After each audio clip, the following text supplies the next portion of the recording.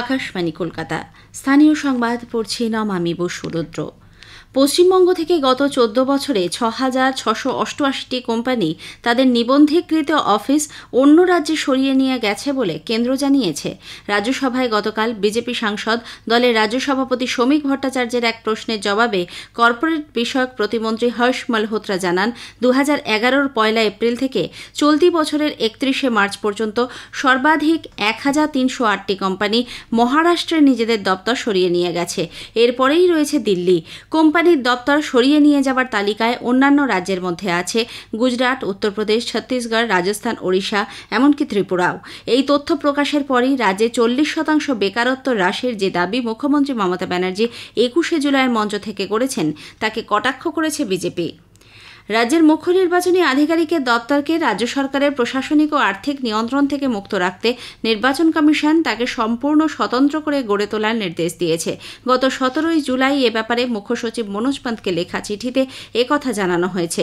উল্লেখ্য, রাজ্যের মুখ্য নির্বাচনী আধিকারিক মনোজ আগরওয়াল বর্তমানে রাজ্যের স্বরাষ্ট্র দপ্তরের অতিরিক্ত মুখ্য সচিবের পদে রয়েছেন। ফলে দপ্তরটি অর্থনৈতিক ও প্রশাসনিক দিক থেকে রাজ্য সরকারের ওপর নির্ভরশীল। নির্বাচন কমিশনের পর্যবেক্ষণ, এতে সাংবিধানিক নিরপেক্ষতা বিঘ্নিত হওয়ার আশঙ্কা তৈরি হচ্ছে। সেপ্টেম্বরের 8 তারিখ থেকে শুরু হতে চলা উচ্চ মাধ্যমিকের 3য় সেমিস্টারের পরীক্ষা চলাকালীন রাজ্যের মাধ্যমিক ও উচ্চ মাধ্যমিক স্কুল শিক্ষকদের বুথ লেভেল অফিসার বা বিএলও পদে ছাড় দেওয়ার আর্জি জানিয়ে উচ্চ মাধ্যমিক শিক্ষা সংসদ রাজ্যের সমস্ত জেলা শাসক ও বিদ্যালয় পরিদর্শকের কাছে আবেদন করেছে। এ ব্যাপারে মধ্যশিক্ষা পর্ষদের তরফ থেকেও রাজ্য মুখ্য নির্বাচনী আধিকারিককে চিঠি দিয়ে আবেদন জানানো হয়েছে। সংসদ সভাপতি চিরঞ্জীব ভট্টাচার্য জানিয়েছেন, নানা কারণে স্কুলগুলিতে শিক্ষক সংকট প্রকট। এই পরিস্থিতিতে শিক্ষকদের বিএলও ডিউটিতে ছাড় দেওয়ার আবেদন জানানো হচ্ছে। এদিকে সুপ্রিম কোর্টের রায়ে হারানো চাকরিতে সসম্মানে পুনর্বহালের দাবি নিয়ে আজ থেকে নতুন দিল্লিতে ধর্নায় বসতে চলেছে যোগ্য শিক্ষক শিক্ষিকা অধিকার মঞ্চ। দিল্লির রামলীলা ময়দানে গৃহীত এই কর্মসূচি আগামীকালও চলবে। পর্যটনে তথ্যভিত্তিক পরিকাঠামো গড়ে তুলতে পর্যটন দপ্তর একটি পূর্ণাঙ্গ মোবাইল অ্যাপ তৈরির পরিকল্পনা নিয়েছে। দেশ বিদেশের পর্যটকের জন্য স্বচ্ছ, বোধগম্য এবং রিয়েল টাইম আপডেট সমৃদ্ধ এই অ্যাপে থাকবে গন্তব্যভিত্তিক তথ্য, যাত্রাপথ পরিকল্পনা, জরুরি সহায়তা, এমনকি উৎসবকালীন বিশেষ ফিচারও।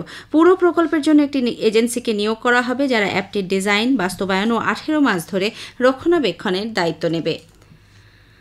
নাবালিকাকে যৌন হেনস্থার দায়ে পুরুলিয়ার অতিরিক্ত জেলা ও দায়রা আদালত এক যুবকের 20 বছরের কারাদণ্ড ঘোষণা করেছে। একই সঙ্গে 10,000 টাকা জরিমানা, অনাদায়ে আরও 6 মাস কারাবাস এবং নির্যাতিতাকে 3 লক্ষ টাকা দেওয়ার নির্দেশ দিয়েছেন বিচারক রানা দাম। উল্লেখ্য, 2019 সালের 13 সেপ্টেম্বর প্রতিবেশী এক যুবক নাবালিকাকে ফুসলিয়ে নিজের বাড়িতে নিয়ে গিয়ে নির্যাতন চালায়।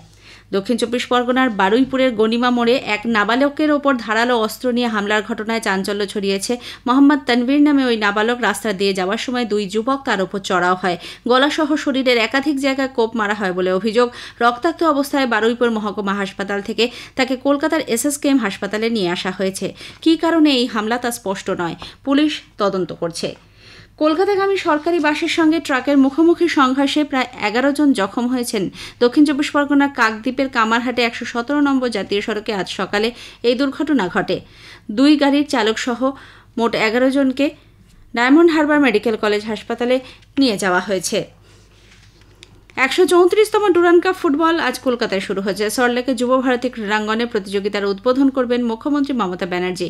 প্রথম দিন গ্রুপ এর ম্যাচে ইস্টবেঙ্গল সাউথ ইউনাইটেড এফসির মুখোমুখি হবে। খেলা শুরু হবে বিকেল 5:30টায়। কলকাতা প্রিমিয়ার ডিভিশন ফুটবল লিগে নৈহাটি স্টেডিয়ামে গতকাল ডায়মন্ড হারবার এফসি 1-0 গোলে মোহামেডান স্পোর্টিংকে হারিয়ে দিয়েছে।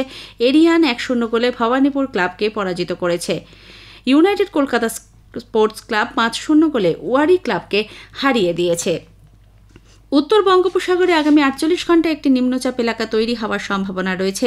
এই নিম্নচাপ এলাকা এবং বাতাসে জলীয় বাষ্পের পরিমাণ বেশি থাকায় আগামীকাল থেকে কয়েকদিন দক্ষিণবঙ্গের বেশ কিছু জেলায় বৃষ্টির পরিমাণ বাড়বে বলে আবহাওয়া দপ্তরের পূর্বাঞ্চলীয় প্রধান সোমনাথ দত্ত জানিয়েছেন। উত্তর ও মধ্য বঙ্গোপসাগরে সমুদ্র উত্তাল থাকার সম্ভাবনা থাকায় পরবর্তী নির্দেশিকা না দেওয়া পর্যন্ত আগামীকাল থেকে মৎস্যজীবীদের সমুদ্রে যেতে নিষেধ করা হয়েছে। স্থানীয় সংবাদ শেষ হলো। এরপর গ্রামীণ সংবাদ দুপুর 12টা বেজে 30 মিনিটে।